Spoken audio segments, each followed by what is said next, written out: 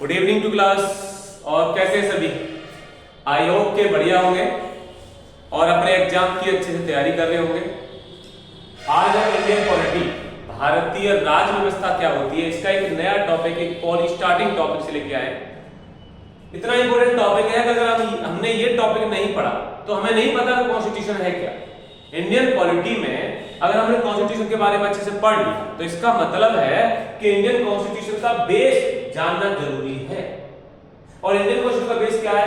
Constitution बना कैसे, इसका डेवलपमेंट हुआ कैसे, किस तरीके से कौन कौन सी कमेटी बनी, कैसे किस किस डेट में मीटिंगें हुई, उस तरीके से कैसे इसको आगे डेवलप किया गया, ये सारी चीजें। इंडिया में आपको पता है कि इंडिया में बड़ी एक मूवमेंट के बाद में महात्मा गांधी जो कांग्रेस के एक रीढ़ कहे जाते थे, एक बोन जो है बैकबोन कहे जाते थे, उनके बारे में उन्होंने कौन कौन से यहाँ पर इंप्लीमेंटेशन को बढ़ावा देने के लिए काम तो किया, लेकिन यहाँ कॉन्स्टिट्यूशन के अंदर उनका नाम नहीं आता। ऐसा क्यों? ठीक है, चलो जानते हैं। सबसे पहले जानेंगे, देखो 1947 में इंडियन फ्रीडम एक्ट आया और इंडियन फ्रीडम एक्ट के थ्रू लॉर्ड माउंटबेटन जो last governor general of India थे, उन्होंने एक रेगुलेशन किया कि भाई इंडिया को दो पार्टों में, भारत यानी हिंदुस्तान और पाकिस्तान में डिवाइड किया जाता। 15 अगस्त और 14 अगस्त की अर्धरात्रि को यानी मिडनाइट में ये दोनों को उनके दस्तावेज समा दिए गए। भाई वहां के पाकिस्तान के गवर्नर बनाए गए मोहम्मद अली जिन्ना को और इंडिया के गवर्नर बनाए गए लॉर्ड माउंटबेटन को। ठीक है, और उसके बाद में इंडिया की जो कैपिटल थी वो बनी दिल्ली और पाकिस्तान की कैपिटल कौन सी बनी थी, उसका नाम था कराची। ठीक है बच्चा, चलिए जानते हैं 1946 की बात करें। सबसे पहले नाम आएगा कि 24 मार्च को क्या हुआ था ऐसा? 1946 एक कमीशन इंडिया आया, उस कमीशन का नाम क्या था? Cabinet mission. ये इंडिया है cabinet mission.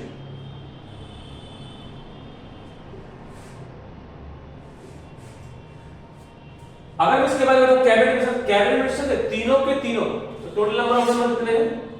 Total number of member कितने थे? 3। नाम लिख लेंगे कि कुल सदस्यों की संख्या कितनी है? 3 है। पहला नाम लिख लो पैट्रिक लॉरेंस। हिंदी और इंग्लिश के लिए परेशान ना होना, लैंग्वेज की प्रॉब्लम आपको नहीं आएगी, क्योंकि यहां पर मैं जो इंग्लिश में लिख रहा हूं वो हिंदी में बोल भी रहा हूं आपको। ठीक है ना, और जरूरत पड़ने पर मैं हिंदी में भी लिख रहा हूं, परेशान होने तो नहीं है। आप समझो, आपके लिए पूरी तरीके से मैंने इसको एक बहुत स्मूथ तरीके से बनाना चाहता हूं। ठीक है, देखिए पैट्रिक लॉरेंस, चलो मैं नाम लिख रहा हूं यहां पर हिंदी में भी, पैट्रिक लॉरेंस। ठीक है, दूसरा नाम है सर स्टीफोर्ड क्रिप्स। इसका नाम क्या है? Sir Stafford Cripps. ठीक है, तीसरा नाम क्या है? तीसरा नाम लिख लो A.V. अलेक्जेंडर। A.V. अलेक्जेंडर। और ये A.V. अलेक्जेंडर। लो हो गया, ये 3 है। इसमें चेयरमैन कौन थे? ये इसके चेयरमैन थे। भाई कमीशन के चेयरमैन तो है, पैट्रिक लॉरेंस कमीशन के चेयरमैन थे।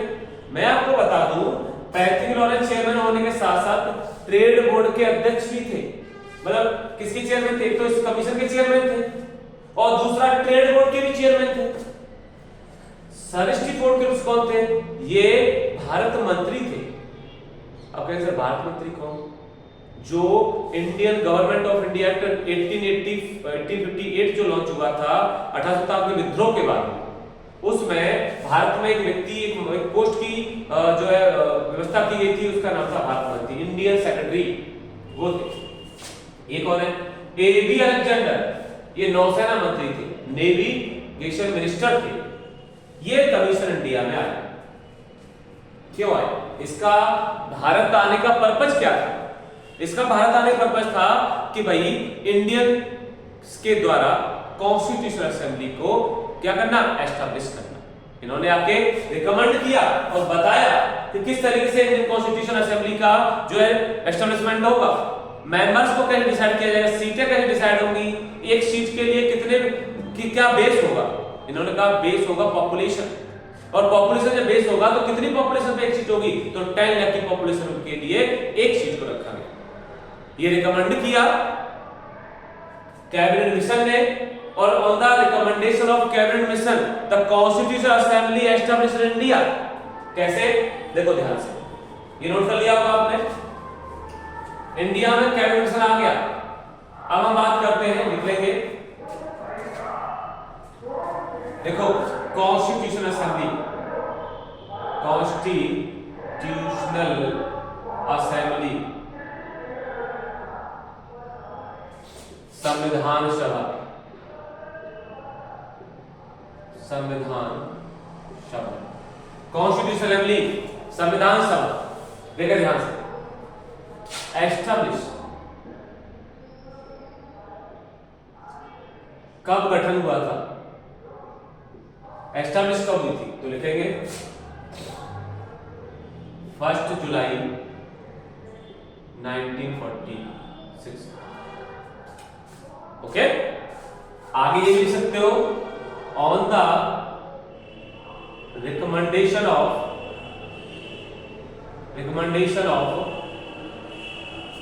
कैबिनेट मिशन, कैबिनेट मिशन, यानी हिंदी में क्या बोलेंगे? कैबिनेट मिशन की अनुशंसा पर, on the recommendation of cabinet mission the establishment of constitutional assembly कब? 1 जुलाई 1946 को, यानी 1 जुलाई 1946 को संविधान सभा गठन हो गया। किसके अनुशंसा पर? तो कैबिनेट मिशन की अनुशंसा पर। क्लियर हुआ? चलिए देखें, अब हम बात करते हैं कि इसकी पहली मीटिंग, फर्स्ट मीटिंग कब हुई थी। और मीटिंग होने से पहले अब इतना भी जान लो कि टोटल नंबर ऑफ मेंबर्स कितने थे। टोटल नंबर ऑफ मेंबर, कुल सदस्यों की संख्या कितना? 389, 389। कैसे रखा गया? क्या बेस था? तो लिख लो, बेस क्या था इसका? बेस था पॉपुलेशन, पॉपुलेशन। कैसे? तो 1 सीट बराबर 10 लाख, 10 लाख पॉपुलेशन, 10 लाख पॉपुलेशन, यानी एक सीट के बराबर 10 लाख की पॉपुलेशन थी। चलिए, 389 कहां से थे? चलो इसके बारे में जान लेते हैं। देखो ध्यान से, 292 ये थे British province, British province, British प्रांतों से। ये थे ब्रिटिश प्रांतों से। कितने ब्रिटिश प्रांत थे उस समय? भाई बता दो, 12 ब्रिटिश प्रांत थे। 12 ब्रिटिश प्रांतों से 292। 4 चीफ कमिश्नरी। अब कहेंगे सर कमिश्नरी क्या होती है? चीफ कमिश्नरी क्या होती है बताओ? तो कमिश्नरी का मतलब आज के टाइम में क्या है? जो डायरेक्टली ये कनेक्ट थी किससे? वाइसराय से। आज के टाइम में डायरेक्टली प्रेसिडेंट से कौन कनेक्ट होती है? तो हमारी यूटीज हैं। कितनी यूटी है? 8 है, पता है ना? 8 यूटी है सर। तो 4 चीफ कमिश्नरी, चीफ कमिश्नरी। चलिए, इसके अलावा अब देशी रियासतों को भी शामिल किया गया था। उस समय 563 देशी रियासतें थी, 563, लेकिन उनमें से कितना लिया गया? केवल 93 को। लोकल गवर्नमेंट, देशी रियासतें, देशी रियासतें कितनी थी? तो ये थी बेटा 93। अब इनका तो ये देशी रियासतें थी, रजवाड़े जो थे उस समय के, जो उस समय के छोटे छोटे राज्य थे इंडिया में। अच्छा देखिए, यहां से एक अपना प्रतिनिधि भेजेंगे, 93 देशी रियासतें, 93 प्रतिनिधि, 93 रिप्रेजेंटेटिव आ जाएंगे। इलेक्शन होना था, इलेक्शन,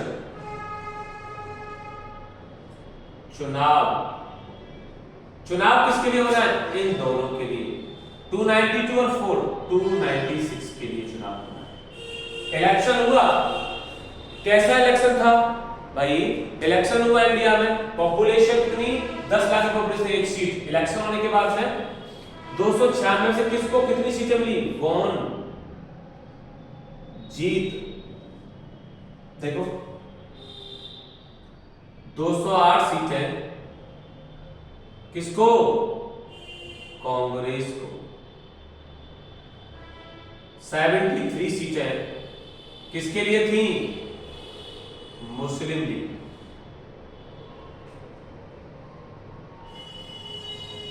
इसके अलावा 15 सीटें क्या थी? अदर पार्टी, अदर पार्टी थी। क्लियर हुआ भाई? 208 सीटें कांग्रेस को मिल गई, 73 सीटें किसको मिली? लीग को मिल गई, मुस्लिम लीग को, 15 अदर पार्टी को। यानी यहां पर टोटल कितना हुआ? ये 296, 8 3 11 5 6 या 16 1 या 2 29, 296। समझ में आ गया? चलिए, सीटें, इलेक्शन हो गया। अब आता है नंबर फर्स्ट मीटिंग का। ध्यान से सुनना बेटा, बहुत इंपॉर्टेंट पॉइंट है ये, अच्छे से देखो ध्यान से। फर्स्ट मीटिंग की बात करेंगे, first meeting of constitutional assembly, constitutional assembly, संविधान सभा की प्रथम बैठक। क्या है? संविधान सभा की प्रथम बैठक कब हुई थी? ये हुई थी 9 दिसंबर को 1946 में। कहां हुई थी? प्लेस, ये कहां हुई थी मीटिंग? ये मीटिंग हुई थी आपकी, लिख लेंगे बच्चा इसके बारे में भी, ये मीटिंग हुई थी आपकी library house, library house, library house मतलब काउंसिल हाउस में, काउंसिल नई दिल्ली के, न्यू दिल्ली में हुई थी ये, न्यू दिल्ली में। और न्यू दिल्ली में कहां हुई थी? नई दिल्ली में ये मीटिंग कहां हुई थी? काउंसिल चैम्बर के पुस्तकालय में। अब लिख लो library house of, library house of council chamber, council chamber, library house of council chamber, council chamber के पुस्तकालय भवन में, नई दिल्ली के काउंसिल चैम्बर के पुस्तकालय भवन में मीटिंग हुई थी। कितने लोग इसमें प्रेजेंट हुए थे? Presented member 388। इसका मतलब है इसमें से कौन नहीं आया था भाई? हैदराबाद, हैदराबाद जो लोकल गवर्नमेंट थी, लोकल गवर्नमेंट थी, उसका रिप्रेजेंटेटिव बाकी प्रेजेंट नहीं हुआ था। 388, कोई बात नहीं। अब बात करें टेम्पोरेरी चेयरमैन, टेम्पोरेरी चेयरमैन कौन बने थे?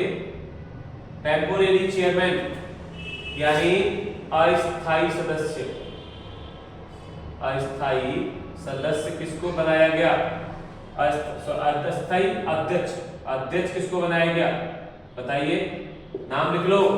इनका नाम था, जो पहले वयोवृद्ध थे, मतलब कहने का मतलब सबसे बुजुर्ग थे, डॉक्टर सच्चिदानंद, डॉक्टर सच्चिदानंद सिन्हा, डॉक्टर सच्चिदानंद सिन्हा। इनको इसका टेम्पोरेरी चेयरमैन बना दिया है। लेकिन बड़ा एक चीज समझो, मीटिंग शुरू हुई, लेकिन यहां पर एक दिक्कत आ गई कि जो मुस्लिम लीग थी उसने कहा we want to separate constitution for Pakistan, हमें पाकिस्तान के लिए सेपरेट यानी बिल्कुल अलग संविधान चाहिए, उसकी मांग कर दी उन्होंने। और इस मीटिंग का क्या कर दिया? बायकॉट कर दिया, बहिष्कार कर दिया उससे, कि हमें इंडिया के साथ में किसी संविधान का निर्माण नहीं कराना। लेकिन वायसराय ने उनको अलग संविधान बनाने की अनुमति नहीं दी। इसलिए इंडिया में जो कॉन्स्टिट्यूशन असेंबली थी उसका भी कोई पुनर्गठन नहीं हुआ। लेकिन जब उनको मुस्लिम लीग को अलग संविधान बनाने की अनुमति मिल गई थी 26 सितंबर 1947 को, उसके बाद में जाकर के 31 अक्टूबर 1947 को तब संविधान सभा प्रकट हुआ था। अभी हम जानेंगे इसके बारे में। ओके बच्चा, देखो ध्यान से।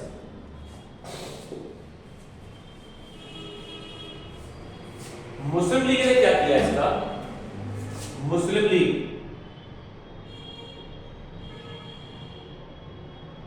लीग ने क्या किया? बाइकॉट कर दिया इसका, बाइकॉट कर दिया बच्चा, बाइकॉट यानी बहिष्कार कर दिया। और क्या किया? पाकिस्तान के लिए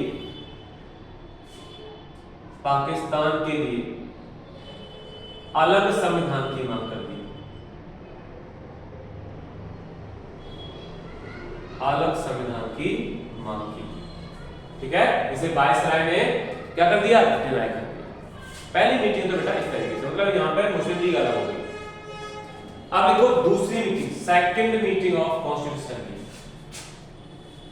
second meeting of constitution assembly, यहां पे जानेंगे हम। सेकंड मीटिंग ऑफ कॉन्स्टिट्यूशन कब हुई थी? 11 दिसंबर 1946 को। यहां से एक पॉइंट याद रखना है, संविधान सभा के स्थायी अध्यक्ष कौन थे? तो यहीं से बनता है। और कब बने थे? तो 11 दिसंबर 1946 को। Permanent chairman of constitutional assembly, नाम लिख लो बेटा, डॉक्टर राजेंद्र प्रसाद, इनको बनाना। यानी 11 दिसंबर को डॉक्टर राजेंद्र प्रसाद को संविधान सभा का स्थायी अध्यक्ष चुन लिया गया। स्थायी, ये पॉइंट आपको याद रखना है। क्लियर है? चलिए देखो आगे आते हैं, हम थर्ड मीटिंग की बात करेंगे। Third meeting of constitution assembly कब हुई थी? तो यहां पे 13 दिसंबर 1946 को संविधान सभा की तीसरी मीटिंग। दो मीटिंगें पहले हो चुकी हैं, अब संविधान सभा की तीसरी मीटिंग की बात कर रहे हैं। तो थर्ड मीटिंग देखिए, इसमें क्या हुआ था, ध्यान से सुनना। इसमें प्रेजेंट हुआ था, presented objective proposal bye Pandit Jawaharlal Nehru. Jawaharlal Nehru ने अपना उद्देश्य प्रस्ताव पेश किया।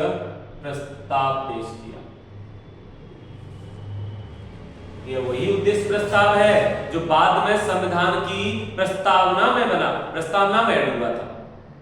उद्देश्य प्रस्ताव पेश किया और इस उद्देश्य प्रस्ताव को संविधान सभा के द्वारा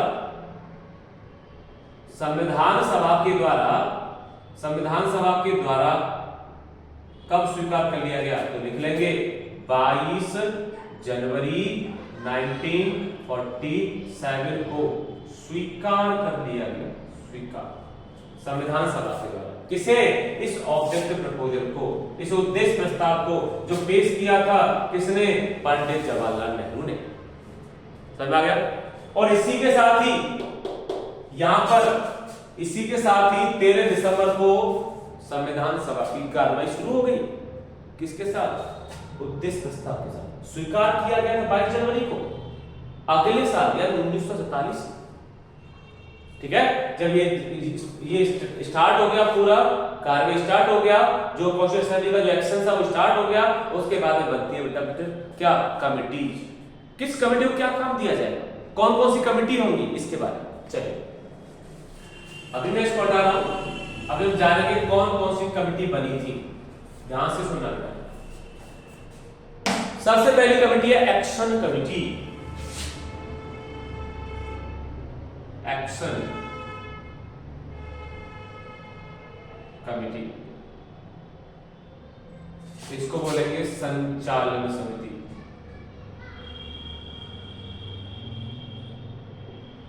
क्या बोलेंगे इसको? संचालन समिति। चेयरमैन कौन थे? चेयरमैन हम इधर लिख लेंगे चेयरमैन के नाम, ठीक है।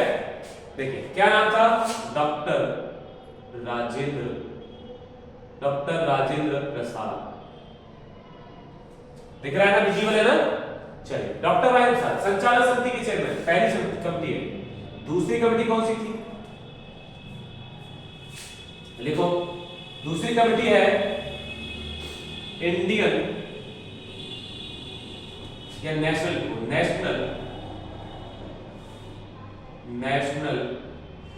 फ्लैग कमेटी,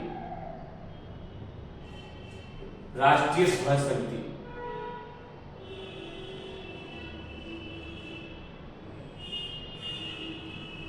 राष्ट्रीय ध्वज समिति, और इसके चेयरमैन कौन होंगे?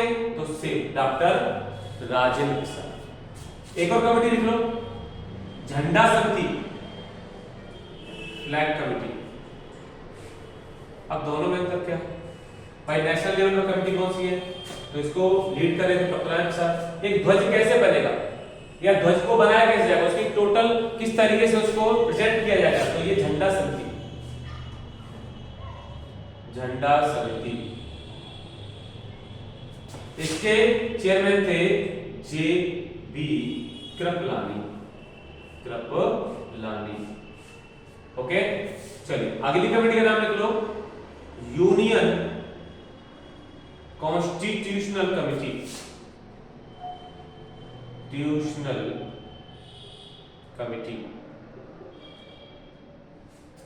यानी इसको आप हिंदी बोलोगे संविधान समिति, और इसके चेयरमैन थे पंडित जवाहरलाल नेहरू। ध्यान से सुनना बच्चा, संघ संविधान समिति, यूनियन कॉन्स्टिट्यूशन कमेटी के चेयरमैन कौन थे? पंडित जवाहरलाल नेहरू।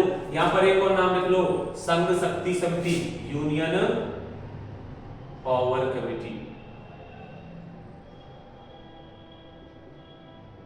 इसको बोलेंगे संघ शक्ति समिति, और इसके चेयरमैन कौन थे? तो सेम लिखेंगे पंडित जवाहरलाल नेहरू, ठीक है। चलिए, तो पहली कमेटी एक्शन कमेटी, संचालक committee doctor Rajendra Prasad chairman. दूसरी है नेशनल फ्लैग कमेटी, राष्ट्रीय ध्वज समिति, इसके भी डॉक्टर राजेंद्र प्रसाद है। तीसरी है आपकी फ्लैग कमेटी यानी झंडा समिति, जेबी कृपलानी इसके चेयरमैन। अगली है यूनियन कॉन्स्टिट्यूशन कमेटी यानी संघ संविधान समिति, उसके चेयरमैन है पंडित जवाहरलाल नेहरू। और पंडित जवाहरलाल नेहरू की एक और कमेटी, इसका नाम है यूनियन शक्ति समिति यानी यूनियन पावर कमेटी, संघ शक्ति समिति, चेयरमैन है पंडित जवाहरलाल नेहरू। ओके, चलिए अगली समिति का नाम लिख लो बच्चा। अगली समिति कौन है? इसका नाम लिखो प्रोविंस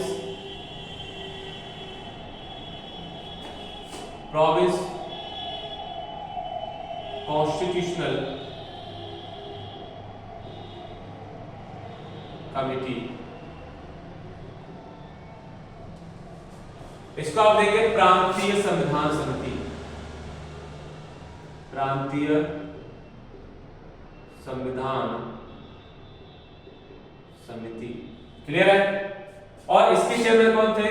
तो सरदार वल्लभ भाई पटेल, सरदार वल्लभ भाई पटेल, SVDP, सरदार वल्लभ भाई पटेल। क्लियर है? चलिए दूसरी कमेटी का नाम है फंडामेंटल राइट्स एंड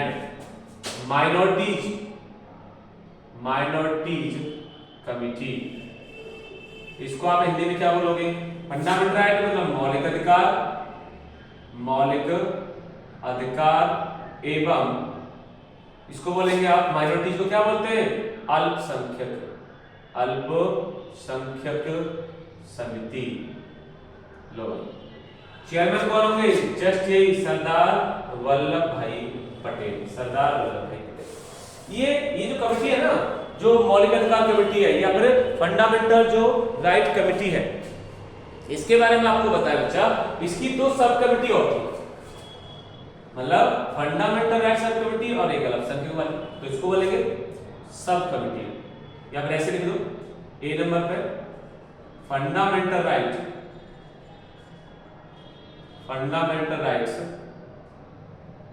सब कमिटी, यानी आप इसको लिख देंगे, जानेंगे, इसको बोलेंगे मौलिक अधिकार उपसमिति। कौन है इसके चेयरमैन? तो इसके चेयरमैन लिख लो जे बी कृपलानी है, जे बी। और जो ये वाली कमिटी है बी पॉइंट पे लिख लेंगे माइनॉरिटी सब committee,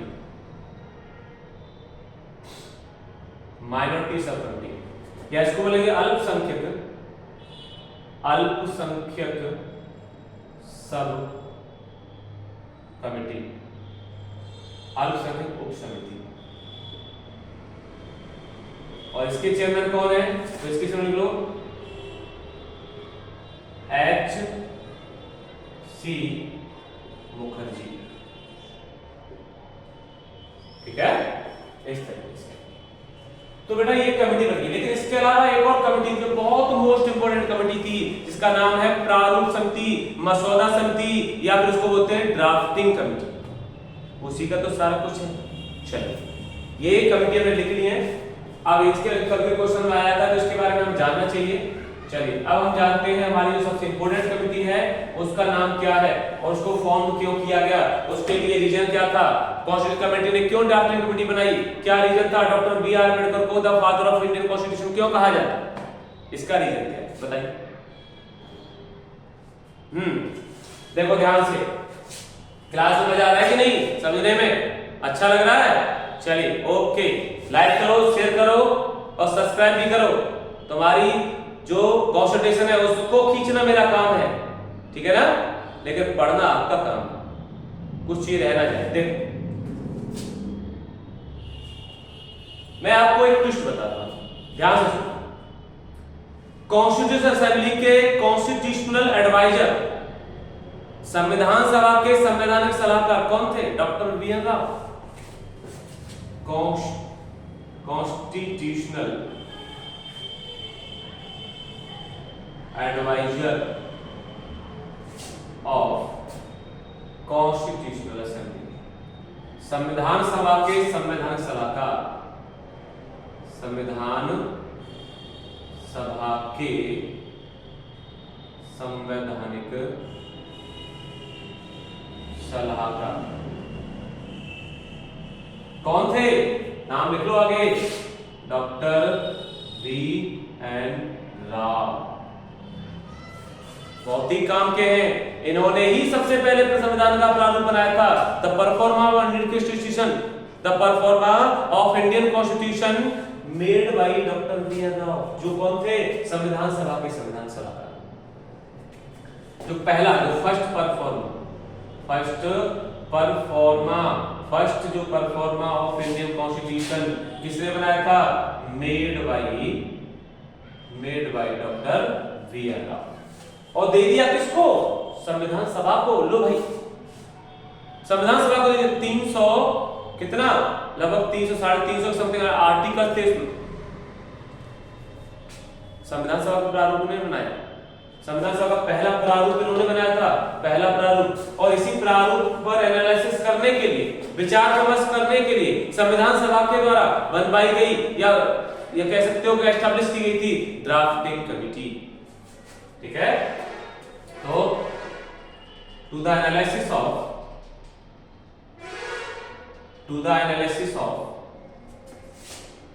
this pro forma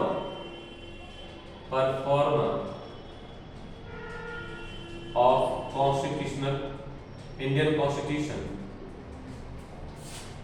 to the analysis of this perform of Indian Constitution formed, या फिर ऐसे लिख सकते हो,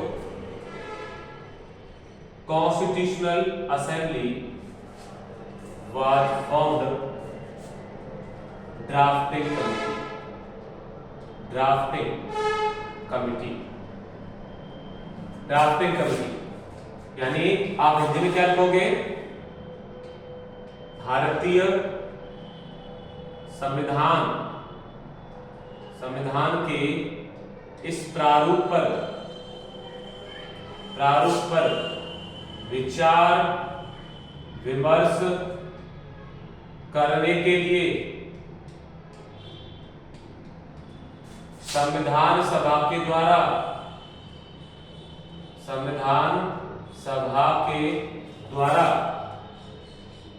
प्रारूप समिति का गठन किया गया। क्लियर है? ये कहा बस जो प्रारूप समिति बनाई गई थी वो डॉक्टर बी.आर. राव के द्वारा जो संविधान का प्रारूप बना के दिया था संविधान सभा को, उसको विचार विमर्श करने के लिए बनाई गई थी। क्लियर हुआ? चलिए अब आप बता दे रहा हूं उसको।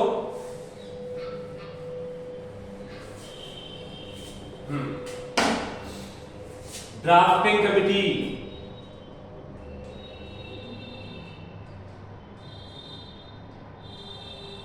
इसको हिंदी में बोलोगे आप प्रारूप समिति। इसको आप बोलोगे, एक और नाम देंगे मसौदा समिति।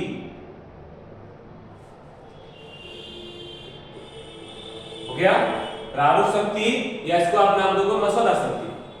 हिंदी में एक ही नाम। कब फॉर्म हुई थी?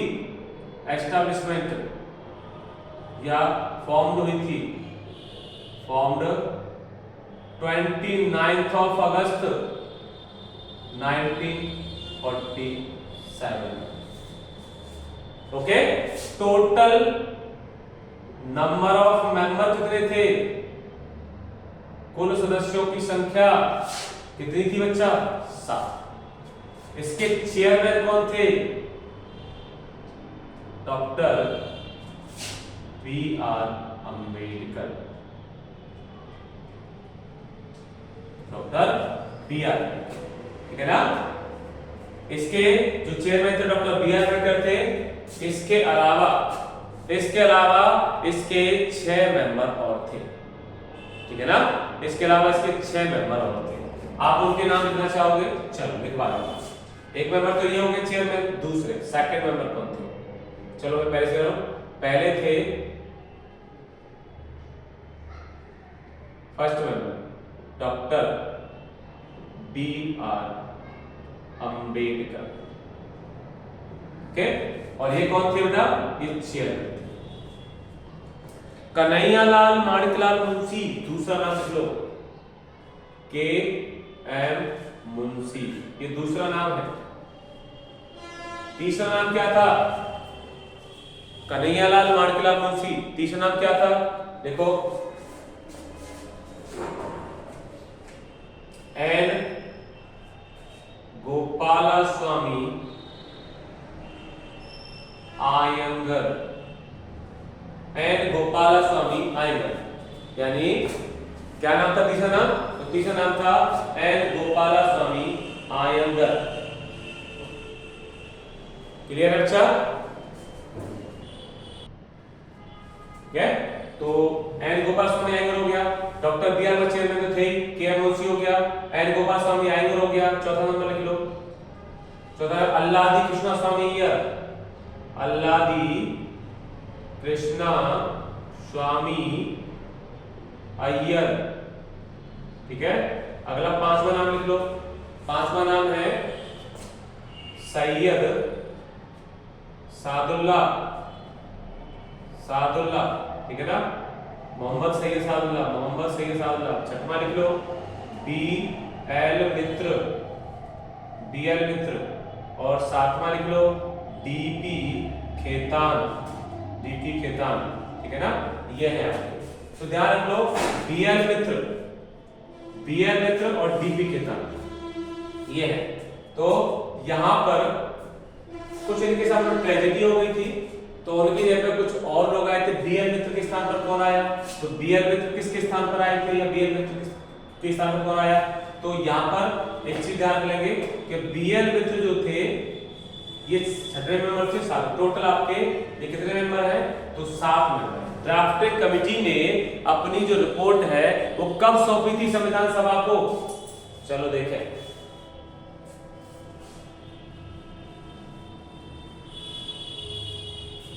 हाँ ये कह सकते हो।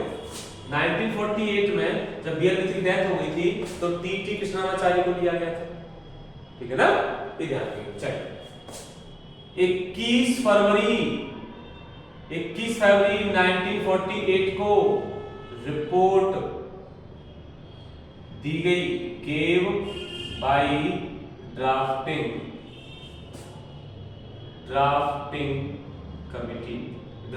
कमेटी के द्वारा ये रिपोर्ट दी गई थी, ठीक है ना।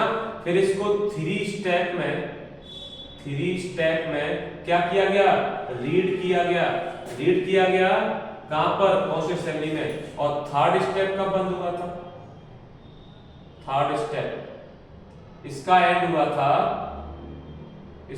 था बच्चा 26 नवंबर 1949 को। और ये वो डेट है जिस दिन संविधान बन के कंप्लीट हुआ था, कॉन्स्टिट्यूशन कंप्लीट हो गया था, ध्यान लो, मतलब ये पूरा हो गया था, ठीक है ना। चलिए तो संविधान बनके तैयार हो गया। यहाँ पर आगे हम अगली या नेक्स्ट क्लास में बताएंगे बच्चा। आज के लिए हम इतना ही, ठीक है बच्चा, क्योंकि ज्यादा लॉन्ग जो अगर क्लास होगी तो आप भी बोर हो जाओगे। मैं चाहता हूं कि आप कम पढ़ो लेकिन परफेक्ट पढ़ो। इसके अगली क्लास में बताएंगे, दूसरी इसकी एक और वीडियो बनाएंगे, उसमें आपको पूरी तरीके से और बताएंगे किस तरीके से इसको जब बन के तैयार हो गया था 26 को तो लागू किया गया 26 तो इसका रीजन क्या था, बनने में कितना टाइम लगा, सारी चीजें आपको बताएंगे। आज के लिए इतना ही, ओके बच्चा। आई होप कि आपको समझ में आया होगा। आप अच्छे से इसको देखिएगा, समझिएगा, नोट्स बनाइएगा अपने, और एग्जाम के लिए ऐसे ही प्रिपरेशन करते रहिएगा। Thank you, all the best.